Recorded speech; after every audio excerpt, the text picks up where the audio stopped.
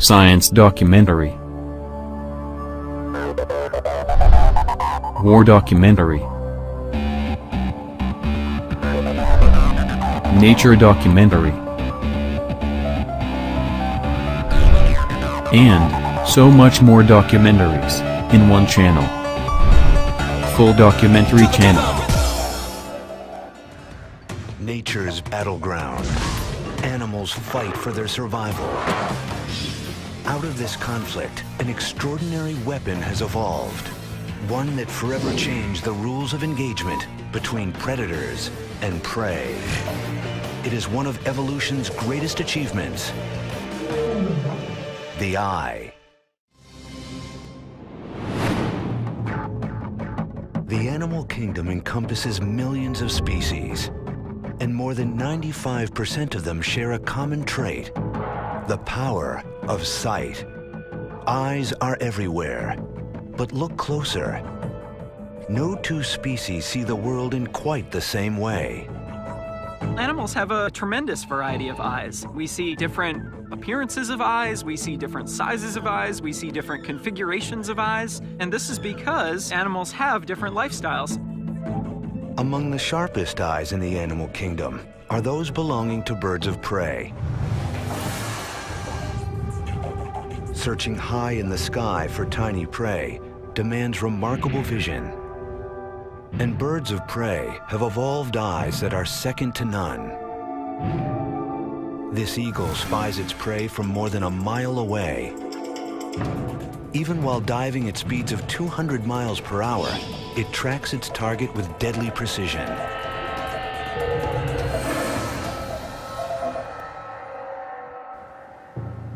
The secret to the eagle's success? The anatomy of its eye. In most cases, the larger the animal's eyes, the sharper its vision. And the eyes of the eagle are huge. Eagles are 100 pounds lighter than we are, but their eye weighs the same as ours. Size is just for starters. The back of our eye has 200,000 light-capturing cells per square millimeter. The eagle's has 1 million, providing 5 times the image resolution. Its lens is flatter and placed farther away from the retina than ours. The result? A gaze as sharp as a telescope, magnifying its helpless prey to 3 times what our own eyes can see. What force drives the development of such a remarkable innovation? Evolution. The sparks of evolution are tiny, random genetic changes. Every once in a while, there's a little mistake made when the DNA is passed on from generation to generation. And those mistakes are called mutations. And sometimes the mistakes cause problems, other times they create new opportunities. Mutations that boost survival and reproduction are favored by natural selection. Species that can't adapt disappear. 99% of all species have gone extinct over time. The survivors are equipped with mutations that have given rise to uniquely powerful traits. The eagle has evolved one of the most powerful eyes in nature, but it is just one of the many different types of eyes that have evolved over time. Animal eyes are an excellent example of convergent evolution. All the eyes on different animals across the planet today did not evolve from the same ancestral eye. In fact, eyes have evolved numerous times in different lineages. Remarkably, evolution has used the same basic genes to build the eyes of creatures as profoundly different as flies, squid, and humans. Research points to an origin for these building blocks of all vision 600 million years ago. The Earth's oceans are calm. There are no monstrous predators to contend with, no creatures armed and ready for combat. Sea life is simple. Animals come in 2 sizes, small and extra small. They're soft, with little protection, and they have one speed: slow. But it is here that one group of creatures took a dramatic step toward vision. These pioneers are long extinct, but one of the oldest living lineages of animals still swimming in today's oceans provide a peek into the past. Jellyfish. Biologists Alex Goodell and Chad Widmer of the Monterey Bay Aquarium are on the hunt for a test subject. Go get him. One that can give them insight into the roots of vision. Oh, yeah, that's a nice looking one right there, yeah. This is Polyorchis, more commonly known as the bell jelly. The anatomy of this delicate creature is about as simple as animals get. It has no skeleton, no heart, and no brain, just a loose network of nerves. But it has a crucial innovation that its survival depends on. A ring of small dark spots line its base. Light-sensitive organs called eye spots. We can only imagine what these most basic of eyes can see. Vision for them is very different than for us because we are able to form images quite well and they aren't. So it's kind of more of a blurry world for them than for us. Scientists don't know why the distant ancestors of modern jellies evolved light-sensing cells when they did. But Goodell can show how they have helped jellyfish survive for 600 million years. She has designed a simple experiment showing how bell jellies use light detection to their advantage. I'm interested in seeing if different animals that don't form images can see different colors if they respond to different wavelengths of light. Goodell subjects the jelly to light waves that it would find in its natural environment. First, she hits the jellyfish with a dose of green light. On cue, its body goes limp and drifts to the bottom of the tank. See, the tentacles are getting longer. Oh, yeah, yeah. So you can definitely see when they're relaxing. Tentacles extend, they pulse less frequently. The green light usually makes them appear to relax. They usually will drop down to the bottom and their tentacles will extend and their bell pulse rates will decrease. Why does green light put the jelly so at ease? It's the wavelength of its home turf, the ocean floor. They usually spend most of their time on the bottom where they would naturally be getting a lot of green light. They find most of their food on the bottom, so they're used to being in this type of light. Goodell then switches things up. Purple light fills the tank. Suddenly, the jelly pulses wildly. When I flip on the purple light, the jellies seem to go into this escape response. Their tentacles shorten up and their bell pulse rate increases. It's a reaction akin to us fleeing from a fire. To the jelly, purple light means one thing: injury or even death might be imminent. The reason is simple. Short wavelength light, like purple or ultraviolet, blue lights, it's actually higher energy, and it can be very damaging for organisms that are transparent. So a lot of transparent animals rise up in the water column in the evening and hang out on top at night. And then in the morning, as the sun's coming up, they migrate back down.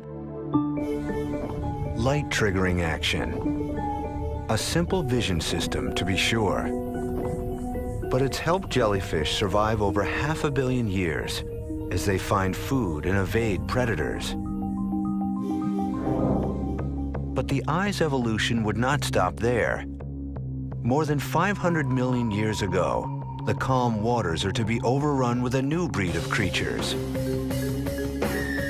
Eyes are about to get a powerful upgrade and unleash an evolutionary arms race that will forever change life on Earth. The dawn of the Cambrian period, 544 million years ago. The animal kingdom is undergoing a time of transition. Early animals were simple, passive creatures, drifting through the current or anchored to the sea floor. But over the course of 50 million years, a lot is going to change. Life undergoes an explosive transformation. Thousands of new species burst into being, including the oceanic ancestors of dinosaurs, elephants, and humans. This is evolution's Big Bang, the Cambrian explosion. For that time, there was little, if any, animals present on planet Earth. And within about a 20 to 30 million year period, basically all of the major animal groups appear in the fossil record and start diversifying. So it's a time of major evolutionary change.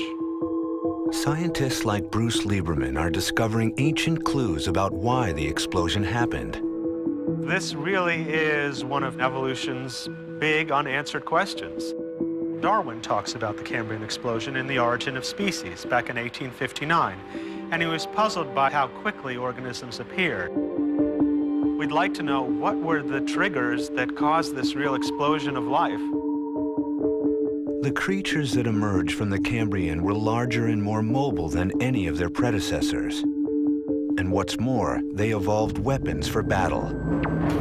An important aspect of the Cambrian explosion is that it is an evolutionary arms race. For the first time, creatures evolved the natural weapons they still use on today's battlefields: jaws, claws, body armor, and most critical of all, Eyes appear. They're obvious, they're there, and there's no evidence for complex eyes before this Cambrian explosion. these eyes are the first type to appear in the fossil record: compound eyes. The invention of a group of arthropods called trilobites. Arthropods are joint-limbed animals that today include things like crustaceans, insects, spiders, and so on. The compound eye is a type of eye that's possessed by these arthropods. On closer look, it's clear that these eyes are nothing like our own. So you can see these two round structures on the head, and when you look at them in detail, you can see small circular bodies in a series of rows. Each row has several of these circles, and when we look at them, you can recognize that these are eyes with many lenses. Trilobite eyes are one of the earliest results of the animal kingdom's most feverish arms race. Coincidence? Or was the evolution of more powerful eyes the spark that triggered the Cambrian explosion? Eyesight is part and parcel with predation and things avoiding predators. So if there were not the development of eyes, you might have had some of the sparks of the Cambrian explosion, but I don't think you would have had the full bang. Just how did the trilobite manufacture an eye of such complexity? They took advantage of the materials at hand. Their eyes are made of rock. This rock is calcite, and in fact, it's the same rock or mineral that makes up the trilobite eye. Trilobites secreted this mineral from their skin to form both their rigid shells and equally rigid eyes. That's what their skeleton was made of. They had to evolve an eye out of this substance. So it means we've got a beautiful record of what their eyes looked like. Without calcite, trilobites would be not only naked, but blind. These crystal eyes represented a major advance from the simpler light-sensing cells that came before, and likely gave trilobites a supreme survival advantage.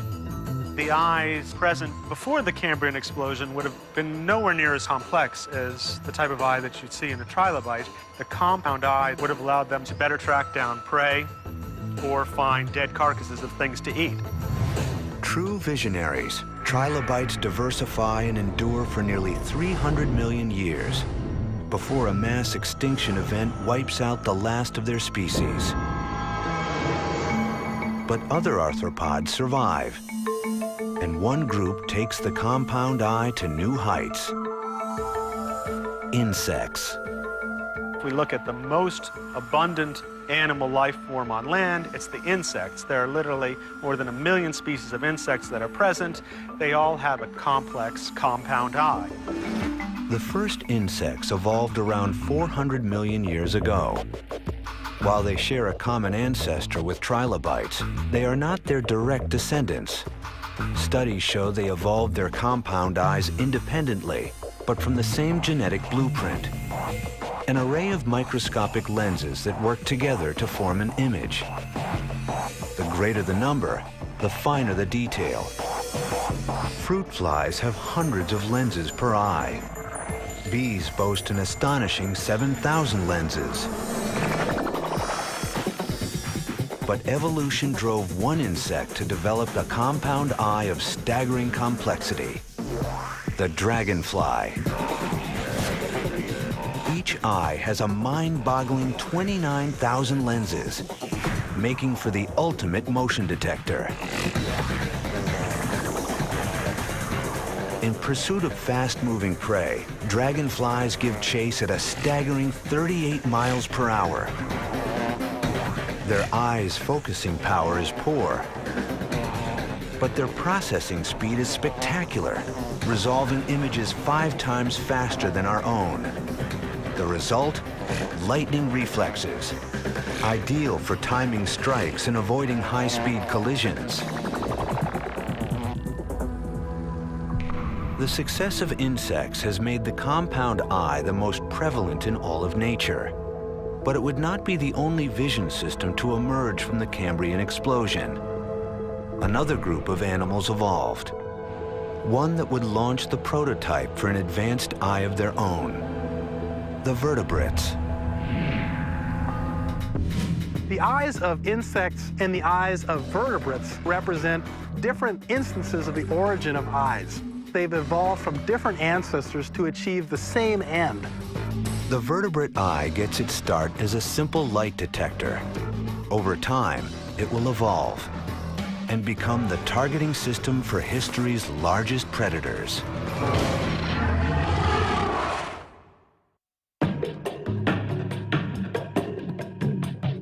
When we look at Earth's creatures, we find that many of them look back with an eye akin to our own. In fact, one type of eye powers the vision of all vertebrates, animals with a backbone. A single-lensed camera made of soft tissue, known as the vertebrate eye. The vertebrate line includes reptiles, mammals, and birds. And they all have a common ancestor: a primitive worm-like animal that lived during the time of the Cambrian explosion. How this creature's crude eyes developed into the intricate organs we see with today has fascinated scientists since Darwin. The vertebrate eye is really an icon of evolution. Early detractors of Darwin used it as an example of a feature that is so unbelievably complicated, and it's so obviously a machine, and there's so obviously the mark of an intelligent designer there. Darwin's famous response was to go through a series of intermediate evolutionary steps and show how you could start with a cluster of photosensitive cells on the surface of the skin. From there, you could create a pit eye, which essentially putting those photosensitive cells at the bottom of a pit creates the first directional sensitivity. And from there, you could evolve other sorts of focusing or accommodating parts of the eye, and essentially show that it was plausible that you could have a whole series of steps that lead up to a complex camera eye. This new eye would sweep through the ocean, providing an advanced weapon in the escalating battle between predators and their prey. The genes for building the eye were passed down to all the branches of the vertebrate tree, from the first fish to sharks, and on to shallow water swimmers who would boldly set their sights on an unexploited world. Land, a new arena that one group of predators would come to dominate. These creatures, carnivorous dinosaurs, first evolved 230 million years ago. For the next 160 million years, they would rule the animal kingdom, littering the fossil record with the bones of their vanquished prey. What was it that made carnivorous dinosaurs such successful predators? Was it their size, their speed, their array of vicious weapons? Such traits are the stuff of any megapredator. but they're useless without another key skill, the ability to target prey. Carnivorous dinosaurs surely possess some of the largest eyes in history. But how might their vision have helped them become such extraordinary predators? Paleontologist Kent Stevens made it his mission to find out.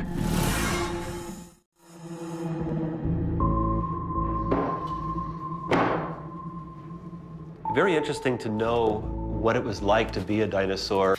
What kind of vision did it have? How did it use its eyes? Stevens faced a major obstacle. Unlike their bones, the eyes of dinosaurs have not stood the test of time. It's essential to fill in the missing pieces because the soft tissue, the eyeball, of course, never is preserved. What you mostly have is just the bone. Stevens used the bones to make scale models of dinosaur heads. These models would serve as a window into dinosaur vision. What I came up with is a way to estimate how well the dinosaur could look out into the world by my looking at the animal. Stevens devised a novel way to make his dinosaurs see. Lasers. The beam lit up the eye, allowing Stevens to plot its line of sight. When the illuminated eye became obscured by the creature's brow or snout, Stevens had reached the limit of what that eye could see. I decided I will trace those lines of sight on an intervening glass between me and the animal, where if I couldn't see it, it couldn't see me. By mapping the lines of sight of both eyes, Stevens could calculate their degree of overlap. When I have these dots now, if I connect them, this actually represents the region which both eyes could see. The area where Stevens's markings overlap is known as the binocular field of vision. What advantage does binocular vision provide? Binocular vision, seeing something with two eyes, is very good for making fine depth judgments. If you have two eyes and you can simultaneously focus on an object in space in front of you, your brain can do a little bit of trig and decide exactly how far away that object is. How would this aid a predator? Imagine a large dinosaur whose two eyes face to the side, resulting in two fields of view that don't overlap. This makes it difficult for the creature to see an object as distinct from its background and to gauge the distance to it. But if its eyes face more forward, their fields overlap, providing a degree of binocular vision. Suddenly, it's a 3D world. Engaging distance to a target is no longer a problem. Stevens knew if he could work out the binocular vision of carnivorous dinosaurs, he could determine how they hunted their prey. He trained his sights on the most iconic member of their group, Tyrannosaurus rex. With 13-inch canines, this 6-ton beast was certainly armed to the teeth. But did T-Rex have the targeting system to back up its bite? T-Rex had 55 degrees, which is very substantial binocular overlap, as much as hawks. Stevens concluded that this vision system allowed T-Rex to target its prey at a distance and pursue it on the run. That certainly would have selective advantage toward being a better predator. You can just stay locked onto your target, and the amount of overlap could allow you to see how the world is moving as you're moving forward. 3D vision was a vital part of T-Rex's arsenal. And looking at skulls from different points in the animal's history, Stevens found it evolved even better 3D vision over time. Its snout narrowed and its cheeks hollowed out to allow for increasingly forward-facing eyes. These animals reshaped their heads evolutionarily for a purpose. You see this steady progression toward more and more binocular vision, so it must have been of advantage to the animal. With forward-facing 4-inch diameter eyes, T-Rex's vision likely ranked among the most detailed in the animal kingdom. But as Stevens discovered, not all carnivorous dinosaurs could hope to follow T-Rex's lead. This is Allosaurus He was the top predator in the late Jurassic. This animal has very lateral-facing eyes. And not only that, but there's a whole structure here along the top of the snout of this animal, which completely obliterates the view from the left eye to the animal's right and vice versa. So this animal has essentially blinders on it that keep it from being able to have a very wide field of view. Allosaurus turns out to have about 20 degrees of binocular overlap.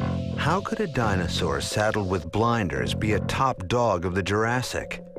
It turns out less binocular vision led Allosaurus to assume a craftier mode of predation. Modern predators that have so little overlap between the two eyes, you tend to find that they are ambush predators, like a modern crocodile. One of the important aspects of an ambush predator is to be able to have surveillance and awareness of what's going on around it. So the idea of lateral-facing eyes is completely consistent with an ambush predator. They basically wait until the meal comes to them. They have a task of judging whether the time is right to lunge and try to take out the prey.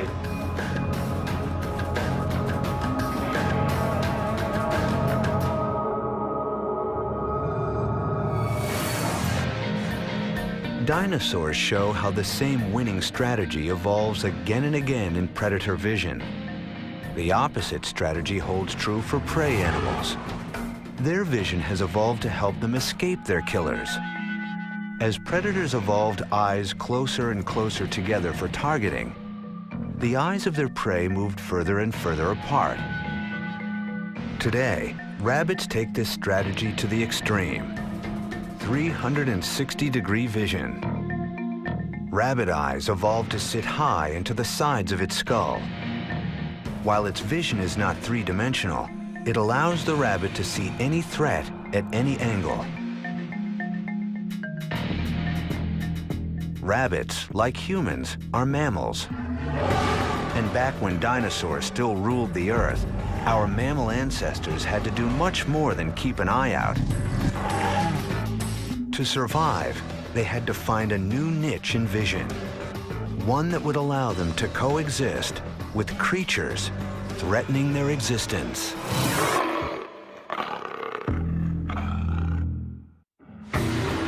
100 million years ago, dinosaurs rule the Earth. The odds are stacked against any animal competing with these mega predators, especially for the evolutionary newcomers, the world's first mammals, pint-sized animals not much larger than mice. When the dinosaurs were running around, there were also mammals. But the only mammals that were around were very small, they'd fit in the palm of your hand, and they were just trying to keep out of the way of the dinosaurs. For mammals, the era's underdogs, it was either scurry or be squashed. These tiny creatures adapted to an unexploited niche, the nighttime, and evolved a vision system that could thrive in the dark. Night vision, a triumph of eye evolution and a trait essential for survival in many mammal species today. Many varieties of modern mammals also see well in the dark, and many of them are also nocturnal.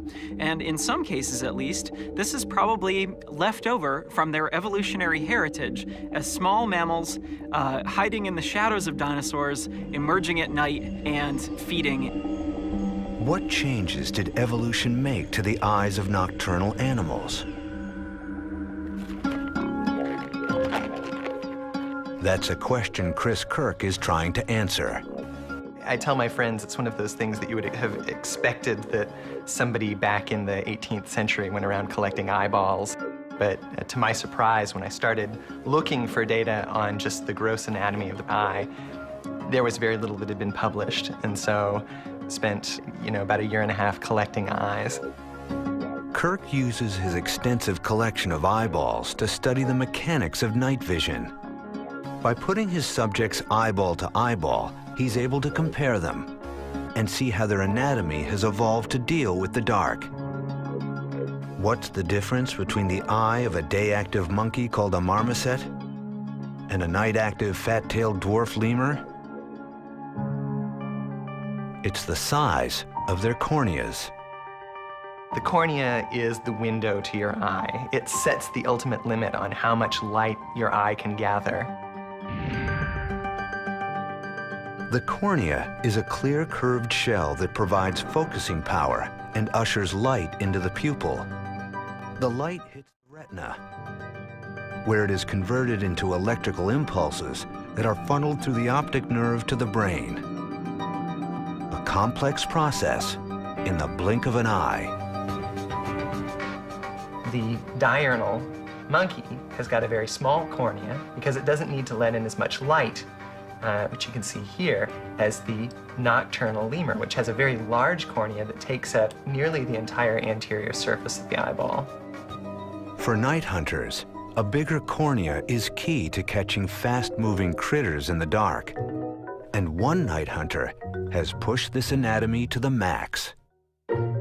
Tarsiers are something completely unique. There's nothing else like this in the world of vertebrate eyes.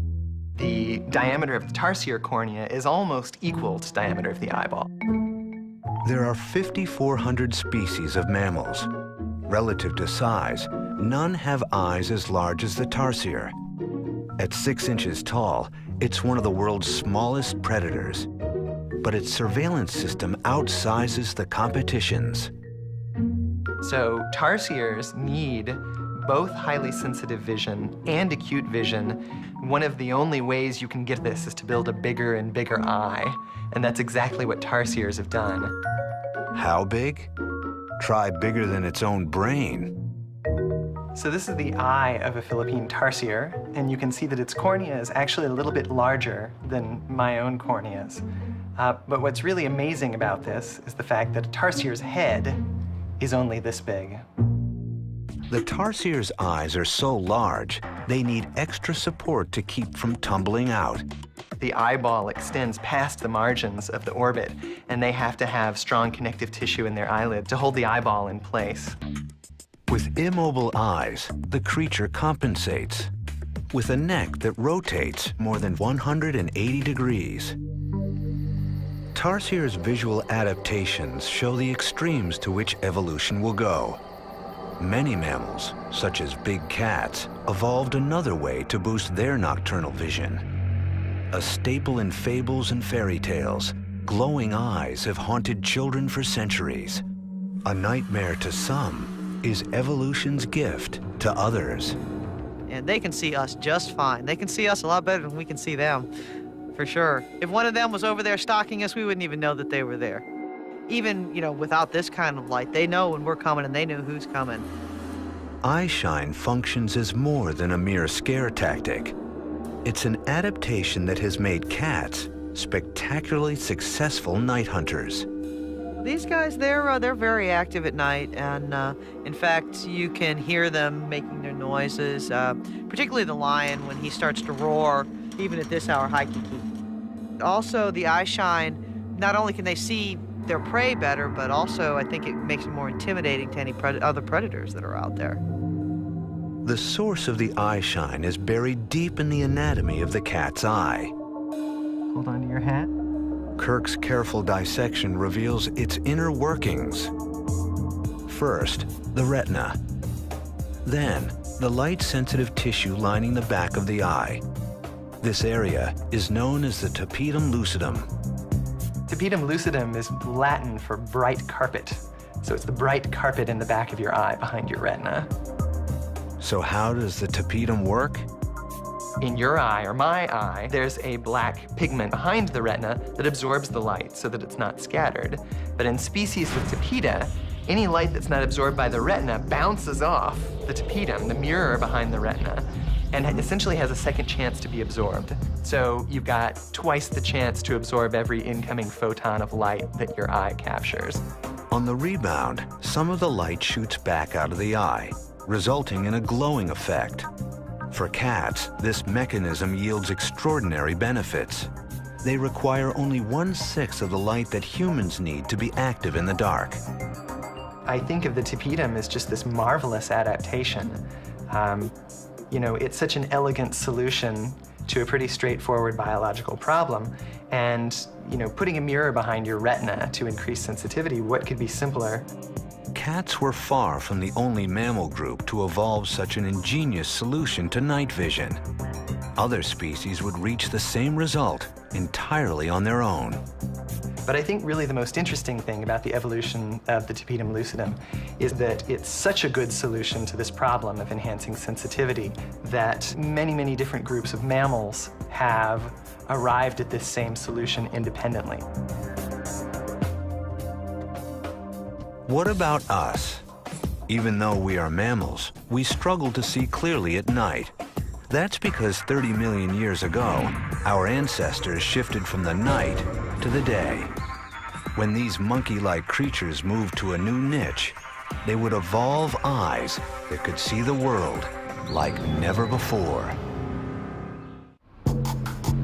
The human eye, able to decipher 2.3 million colors with speed and precision that makes a computer look slow.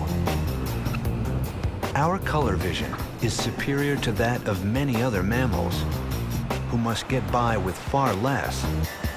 To a dog, the world is virtually devoid of color. Only a small number of species, including our primate relatives, can see a full range of yellows, blues, greens, and most significantly, reds. But such adept color vision does not exist in the earliest primates. Its evolution has its roots in the aftermath of a mass extinction. About 66 million years ago, a gigantic asteroid caused the extinction of all non-avian dinosaurs and paved the way for the rise of mammals. After the dinosaurs disappear, mammals radiate.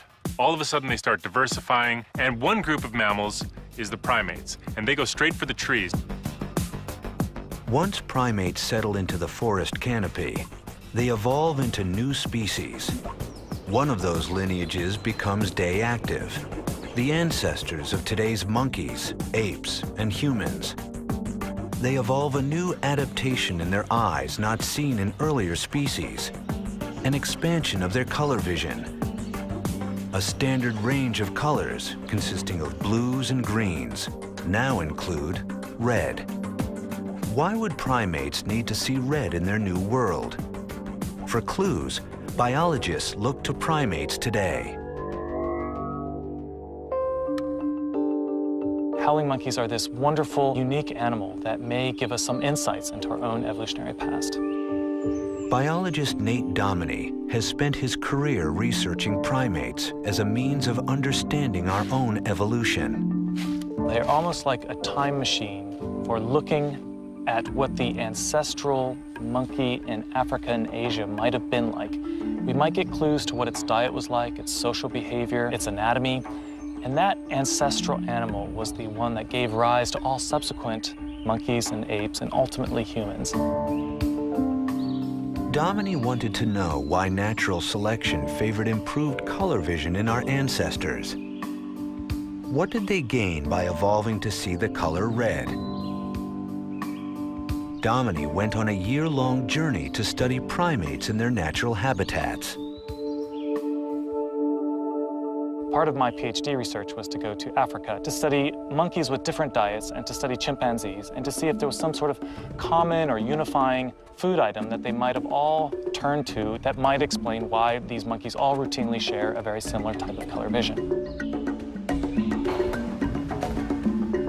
Dominy scanned the rainforest canopy for test subjects, hoping to capture leaf samples from where the monkeys had stopped to eat. But he had a problem. What a monkey eats was high above his reach. It's challenging in the rainforest in particular. When an animal is at the top of that tree eating something and you want the sample, there's not many ways to get it. Left with no other choice, he had to take up arms. We use this very stout, handmade slingshot from Panama that fire small pebbles up into the canopy and leaves will come down. And it's a great way for sampling the types of foods that primates might eat. After collecting and packing up the key samples, Dominy's real work began. Using an instrument called a spectrometer, he recorded the color of each leaf he had gathered in the field. see that peak in this green spectrum? So that's telling you that this is a green leaf. Now you see how, compared to that last one, this is peaking much more here in this orange region into the red region. Nate's data yielded a remarkable discovery. Not only were the monkeys eating red leaves composed the majority of their diet. It turns out the redder the leaf, the younger and more nutritious it is. Old, mature leaves, they're green leaves, they are tough, they're full of toxins. They're generally leaves you want to avoid. So primates in general tend to go for the youngest leaves possible. And if those young leaves also have a color cue that distinguishes them from mature leaves, then it may be advantageous to evolve a mechanism for detecting those young leaves. To primates, red wasn't simply another color. It was a beacon, a homing device, allowing them to target their key food source from a distance. If it sees red leaves in the canopy, then it knows automatically that those particular leaves are young. And so it can save energy, it can save time, it can travel directly to those young red leaves rather than randomly searching throughout its environment. Increased color vision, a strategic evolutionary leap that scientists discovered was one of many. Primates would soon reap the rewards of another crucial adaptation, binocular vision. It's a trait that predators have repeatedly evolved. But for primates, it served a new function. Primates have eyes at the front of their head, but they're not predators, so why would they do that? Great thing about having two eyes pointing the same direction is you get depth perception. If you're going to jump from one tree and try to land on another tree, depth perception is a really good trick to have. Over time, primates evolved a binocular field of vision of 60 degrees, on par with birds of prey.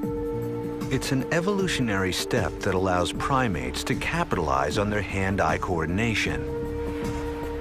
But this increased binocular vision comes at a price. Unlike the rabbit, primates now had a limited field of view. Most animals have eyes that are laterally placed on their heads, which is to say the eyes are on the side of the heads. And this provides these animals with a panoramic view. And that's really, really useful for detecting predators that may be coming from behind you. So there's a significant cost to putting your eyes in the front of your head. But the advantages are that you have better depth perception, you have better acuity. Once primates abandoned a vision system built for protection, birds of prey were ready to benefit. Swooping in from the sky and plucking primates from the treetops, these aerial terrors were threats to be reckoned with. Based upon the evidence that we have from the fossils, birds of prey have been exerting some type of selective pressure on primates for as long as there have been primates and raptors. Primates were easy targets for these winged predators. Under siege, primates evolved a new kind of behavior. They had to depend on each other. You can imagine then that once these animals evolved eyes on the front of their heads, they needed to live with other animals so that they could improve the probability of detecting a potential predator. Group living was the primates' answer to predation. It allowed them to maintain their high degree of binocular field of vision without sacrificing safety. Their keeping watch with a communal eye resulted in an evolutionary side effect: larger, more powerful brains. So you can see the evolution of group living. And once group living evolves, you have a strong selective pressure, or you might say that evolution favored larger brains, because that's more individuals that you have to remember. Fossils show how the visual system of primates improved over time. Both the eye sockets and the optic nerve canal grew larger as brain size increased. Primates put huge demands on their sight, from color vision to increased binocular vision. They became extremely sensitive to the slightest change of expression on the faces of other primates. This increased need for visual processing fueled the development of intelligence. And you can see how this sort of runaway process for group living, larger brains, avoiding predation, could give you the suite of characteristics that define the primate order to which we belong. A complex and mysterious organ, one that has fueled evolution for more than 500 million years. driving an eternal arms race between predator and prey, and becoming an indispensable tool for millions of species. The eye, an engine of evolution, and one of its ultimate masterpieces.